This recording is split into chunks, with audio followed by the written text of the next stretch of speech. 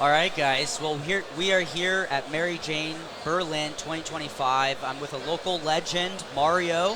Thank you for joining us. Sure, you're welcome. Yeah, and we got Ryan here from Quest. We're going to be diving into basically the social club scene. I want you to teach me everything we need to know to help our growers out there that are maybe opening a social club in Germany or looking to work with social clubs, as well as the expansion of the market. So let's dive in. How did you get into cannabis? I did get into cannabis as a, recreational medical way. So I do have Okay. a lot of back pain, and I didn't want to go the traditional pharma way because I know those things taken over a long term. I'm 35. If I take those up until I'm done, I'm basically my liver and everything will be done too. So I thought, okay, Shot. what are alternatives at a low dosage? So I have a very low consumption, usually 5 grams a month. Usually it's pretty low, but it's enough to help me relieve what I have the problems with. And so the 1st of April was a real relief. You could get, before that it was pretty hard to get it was hard to get real medical cannabis. So the moment we were allowed to home grow, we immediately started home growing. And if you produce it yourself, it always tastes the best. Yes. So, yeah. Absolutely. And how many plants were kind of like the early days? Like we're talking 12 plants at home? You were allowed per person to have 3 plants. Three So from the plants. 1st of April, you are allowed to have 3 plants per person. Okay. If there are multiple people living in that apartment, each person is allowed to have those 3, but they have to be separated. They have to be protected from the other one. Okay. So best is to have a tent with a little lock. Yeah. Then you're definitely safe. Wow. Okay. And when did you guys meet? Man, it was last year, a year ago.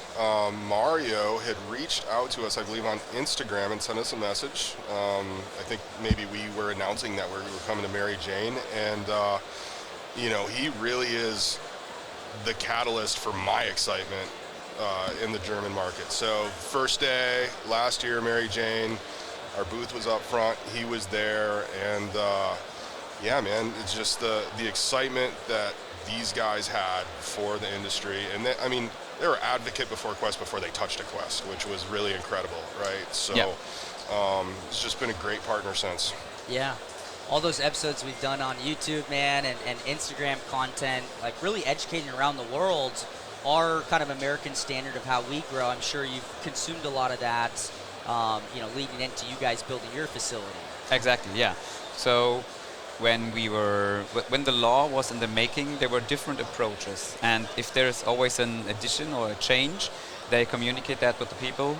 And at the very beginning, they were going for the dispensary approach. Okay. But then they said, we don't have anything to provide those dispensaries because we cannot take the medical cannabis. So we have to have some recreational production line before that. And then they got rid of the dispensary idea, and then they got the social club idea. Basically, as it works in Spain, but a little bit different, more German, more controlled, more regulated. And once this idea, at the end of 2023, was a little bit in the talks, we started immediately thinking, okay, my background and my girlfriend's background, we both have studied biology at the Humboldt University in Berlin. So there was always a scientific and also a passionate approach about the plant. So it's not just we are out of the blue, we will try to get a social club. So we knew from the beginning we are going to use the machinery and the knowledge we have to get the best product there is, we can get to the people of the social club.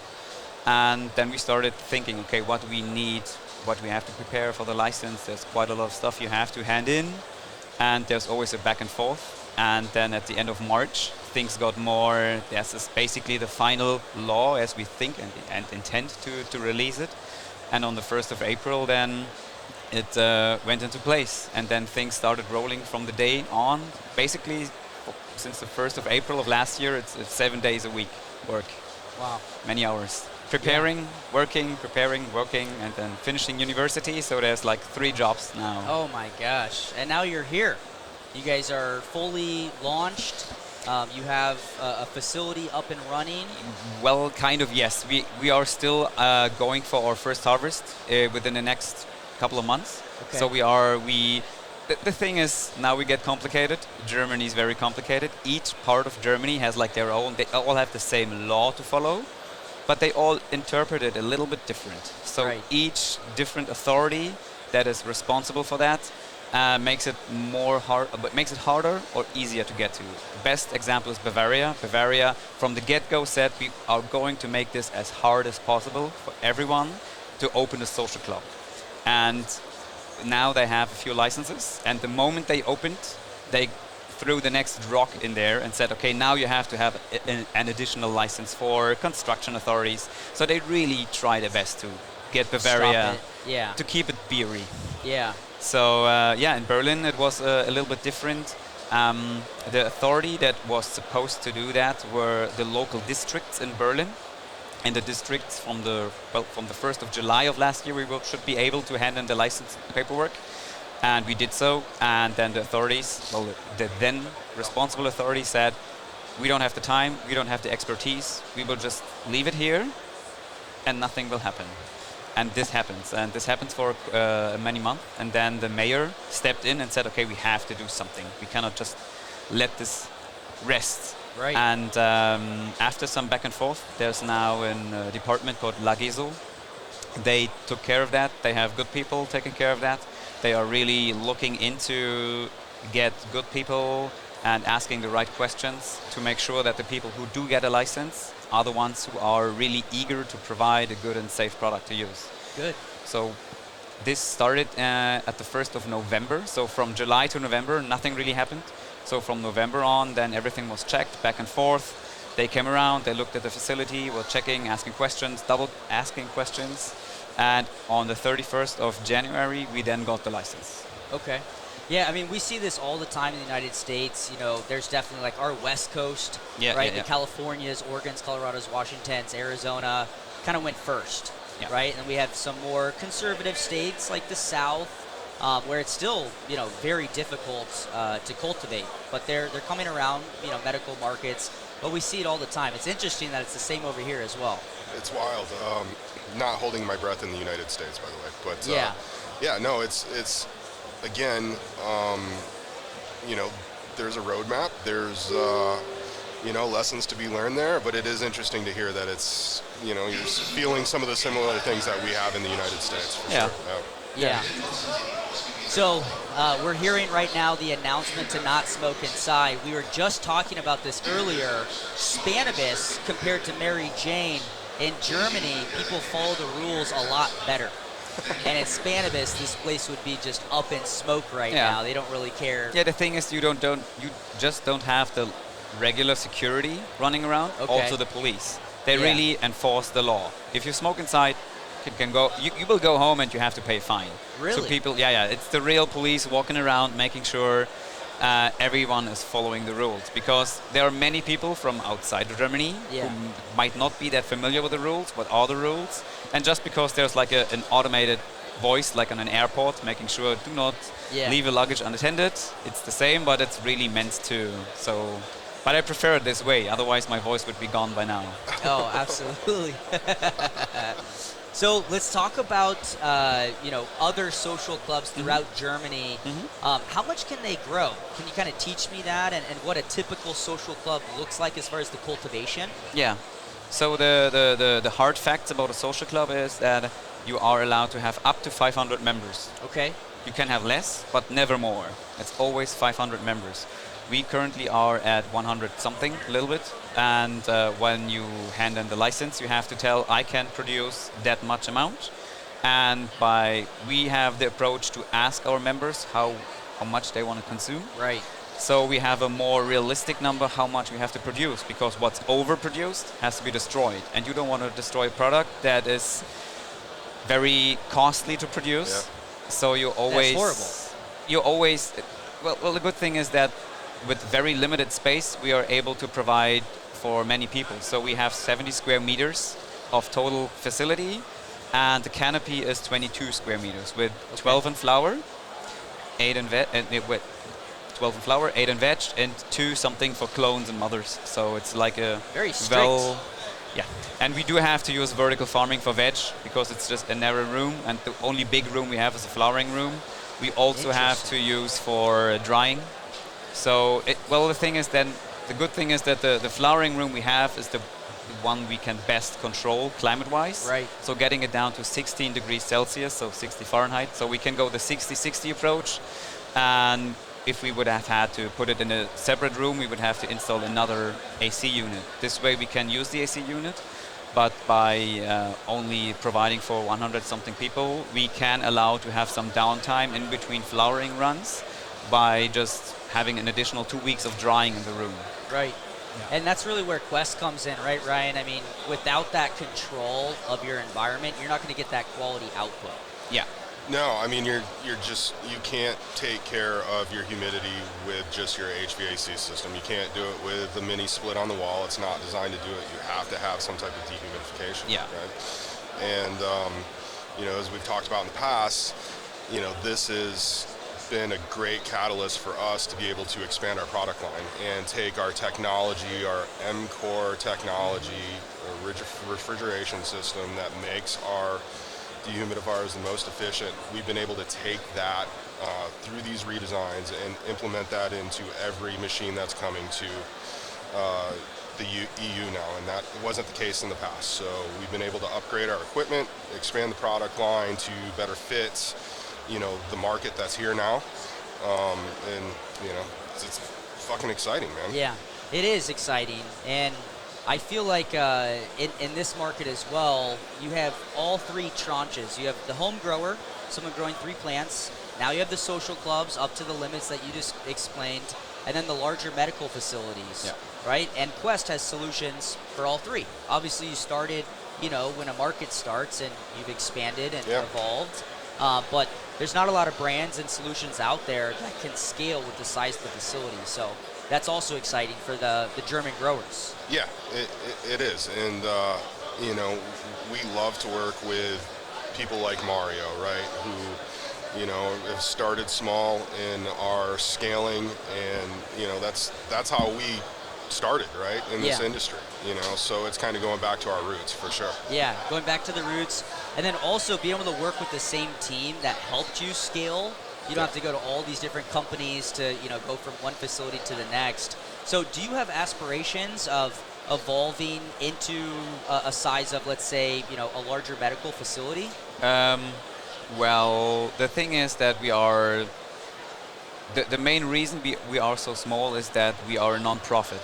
So there is no one really interested in investing, because when you invest amount X, you will get amount X back. Right. No one is investing into something that's risky, I would say, because no one has ever seen the product you produce. So you produce a product no one really wants, and then the investor has no way to get at least the money back he has put in.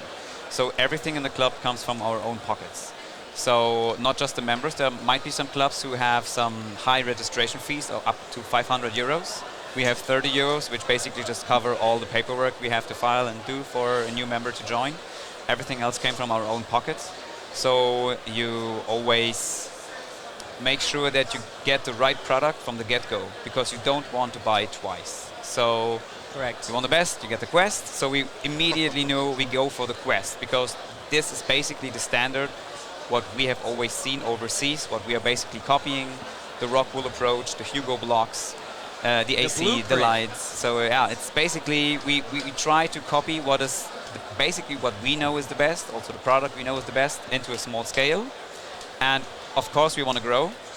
It's hard to get a license, and it will be, for now, we have a license for up to 130 people. We can go up to 500, so it's not a very lengthy process to get a bigger license. We just have to explain to them that we are trying, or we will expand, and by the same means. So for example, we have 9 lights now, we will then have maybe another 9 lights, so we can basically double our output. And then we can just request to go from 130 to 260 people. And we are a non-profit, but we can still, and we have to be able to survive if there is an error or something happens. We are allowed to have some savings, and we can use also those savings to then expand. And we have already talked to our landlord, which was a huge help, because getting a space in Berlin is very hard. Is it expensive? It's not just expensive, there are rules. You have to be a certain distance from a kindergarten or a school or whatever is interfering. there is a map that has been built, and if you zoom far enough out, basically Berlin is a one big red bubble. And if you zoom in just quite right, you might find a spot in between. And we were very lucky. Well, we are pretty small, that's why we were lucky. And we had like a realistic approach, but we really want to expand. If the product is good enough, we would like to supply for more people to get a locally grown, sustainably grown product. And our landlord is now currently building another building right next to his building. And from the get-go, we told him that we are trying to get to at least 200, maybe 400 square meters. And then we can immediately plan with him and with the guys from Quest that this is the amount of plants, that's the amount of transpiration we have. So while we are constructing this, we can, from the get-go, we don't have to retrofit anything. We can immediately go to them, give them the hard facts, and they say, okay, you need this product, you need at least that much redundancy, and everything can be then especially made for us. Yeah, that's super important. And I know one big thing in our market, it's all about the genetics, right? Yeah. When you talk to some of the top breeders in the game, they know the future play is whoever has that menu, right? In addition to the right gear, of course. Yeah. Is the German market really looking at American genetics, or? Yes. Yes? Very hard. It's always the same suspects. Okay. So everyone is going for Skittles, everyone is going for Dante's Inferno, Studio 54, Permanent Marker, and by law, social clubs have to get their seeds and clones from outside Germany, but within the EU. What? How does that make sense? Everyone asks this question. We are not What? making the rules. We have to follow them. So Sounds like a the market and the Spanish market seed bank in made that Switzerland and Austria has been there a long time already. And there are basically, if you get a clone or you want to get a clone, 99% it will be from one of those two countries. Okay. And they have all the breeder cuts, everything they have. And the thing is, if you want, most clubs don't have the capacity or the knowledge to really pheno-hunt themselves, so they get all the same cuts. So there's a very high chance when you look at any club in Germany, you will have at least an apple bananas, apple fritter, as I mentioned, all the same suspects. Compound genetics. We were lucky enough because it took so long to get the license, and in a small scale, we can still grow 3 plants, and we have many members on the club. We had like a little bit of a team effort. We had got many beans from Austria, and we then gave them apart to people we know who were home growing, and they pheno-hunted a little bit for us. And we now have strains that are basically off the shelf, so nothing really specific for us. But those are real strains we want to have. So we have a little bit of a shotgun approach, terpene profile-wise. So we have some stinky stuff, we have some purple stuff, we have some candy stuff. So we really hope that 100 people in the club, well, we hope that all of them find something they really need or want to use recreational. Yeah. And I think that's one thing that differs us from the other clubs, that we have our own strains, at least our own cuts we have decided or settled for. Yeah, that's everything. I mean, this social club model, it's so personal. I mean, it just feels like you're part of a community, just micro communities per club. Yeah. I love that. Yeah, we because we have limited space, we work with clone to kill, which means we have our clones. Each single plant is basically its own mother plant, providing a cut for the next round.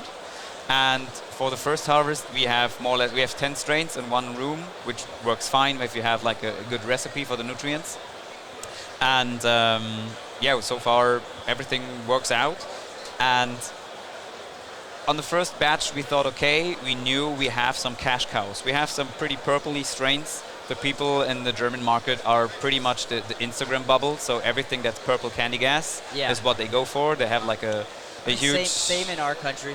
Yeah, they go for the bag appeal.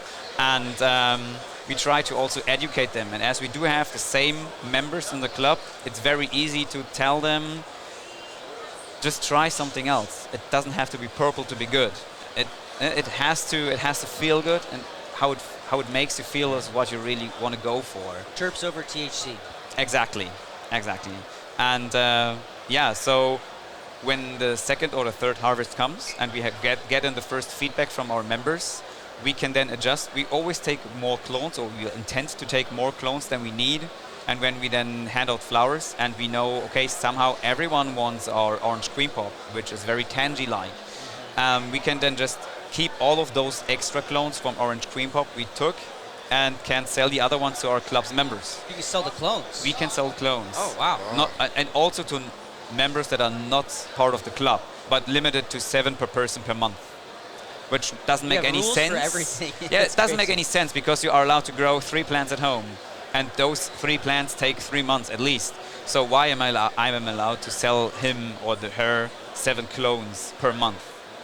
Yeah. So the whole thing doesn't really add up. Yeah. So, but yeah, that's how we adjust by the demand, by just taking more clones and selling clones we don't need for the next harvest and the next harvest, and then organically it will even out into, okay, we have a little bit more of the purple candy gas and a little bit of the tangy stuff, not that much of the stinky stuff, but there will be that one person who joins the club for this specific strain, and we can keep it. So we can really adjust. We can just have 3 plants of one strain, which is in a big scale. It wouldn't make sense to really open a batch for that because it always has to be a whole array or a whole tray of plants, and we can just put them on the side, and that's fine. Wow. Well, I know you guys are working in a lot of different countries. What's your favorite part about Germany? Man, it's the people. It's always the people, right? Like, Yeah. You know, it's everybody's super cool here that I've dealt with. You know, and worked with. A lot of energy. You know, and again, you know, it's just kind of this California feeling, right? It's the biggest domino that fell, right? And we're going to see the other ones go here in Europe. It's just a great place, man. Germany's, Berlin in particular, is rad. Yeah. You know, the culture here is incredible. People have been very welcoming to us as well. This is my first time in Europe in general, as well as, you know, specifically here in Berlin. And I'm loving it. I mean, we want to come back in April, so like 6 or so months from now. And I'm sure there's going to be a lot of progression. Do you guys have any predictions of what we're going to see, let's say, in the next year or so for this market? More social clubs. More social It clubs. is getting slowly. I think the latest number I've seen is 600 something requested licenses and 200 something being granted. So we're Okay. almost at 50% being granted from the ones that request the license. But the quality of the paperwork that's handed in really differs. So some people probably will never see a license because they thought we just hand in a few pages. Our license was like at least 120 pages. Damn. So it was, and it's not just fill in something; it's write something. You get a blank page, and you have to say what you do personally in your club to make sure no one is really getting an addiction. Is there any measurements you take? We do that by asking the person if they join the club. It's like a gambler in Germany or in EU. You have to, when you gamble, you have to register with your ID. And then you have to set yourself a limit of, for example, 200 euros. And when you go into a casino, you have to scan your ID, and then they tell you have already spent all the money you set yourself you are allowed to spend. We do a little bit of the same approach. So we ask everyone how much they want to consume, and then they say, I maybe want to consume 5 grams, and then say, okay, that's fine. And if, for example, the month after, they request 6, and then 10, and then 15, and then we try to intervene and ask, okay, there's a little bit of a spiral going on. Why do you consume more and more of this product? So there's that real personal connection to the people, because it's always the same clients or customers you have in the club. And you don't just see them when they pick up the stuff, because by law, every member of the club has to work at the club at a certain point. So they can either be trimming, filling the batch tank. So Every member of the every club member of the club That's pretty cool, right? has to put in some work Yeah, that's pretty at some cool. point, somehow. This is incredible. Yeah. At some point, like, what would be your job at the social club? Dehumidification. Head sampler. Or sampler, Quality yeah. Quality control. Quality control. Nice. Yeah. Can I ask a question? Yeah, sure. Yeah. Your level of excitement from last year when we first met, Yeah. where you were at last year, where are you now? Where's your head at? Well, there was a little bump in between Yeah. with the whole license thing when we were like questions after questions, and then there were certain points where we thought, okay, we cannot comply with that, and then we crunched our minds a little bit. Like, okay, we can maybe work around this way and this way, provide this thing, and a few things we had to do a couple of times to get them right. But now I'm very excited. I'm at least at the point where I was last year. Yeah. Awesome. That's great, man. You know, I know you came in very eager to get this going, and now that you've been into it a little bit, Yeah. I was just curious because it's a bumpy ride, right? Definitely. Yeah, I mean, in the American market, I mean, it's depending on the states, right? It can get a little depressing sometimes. So coming out here and seeing the excitement and just how happy people are, I mean, it brings me great joy. So we're grateful to be here. Feels like a little bit less of an emotional roller coaster Yeah. over here than it does, in the U.S. Look at what happened with Florida, last November, right? Things Back like in my day, we had dirt floors, like, it's coming, bro. It's coming up. Not to scare you. We'll see. That's hilarious. We still have like the safety net of being German. Yeah. So everything will be. It's very calculated, organized. I love that about this country. Yeah. It makes things very slow, especially documentation-wise. So you have to document everything. Yeah. Which member got how much of which batch. Yeah, there's always a track and trace already. So each plant has like a little QR code. So they got it right from the get-go at some point. So it really adds to the whole safety thing to make sure, okay, if there's a product going back, we have to send in things to a lab so the lab can analyze it. We have then to wait until the batch is being released and we can sell the product to our clients. Right. Well, there are probably 80,000 people here between these next couple of days. There's a music festival outside, 4 or 5 massive warehouses full of booths. So happy to be here, guys. Thank you for joining me today and give me a little slice of your time. Sure. Yeah, thank You're you welcome. so much. You're welcome. All right, brother. Okay. Thank you, man.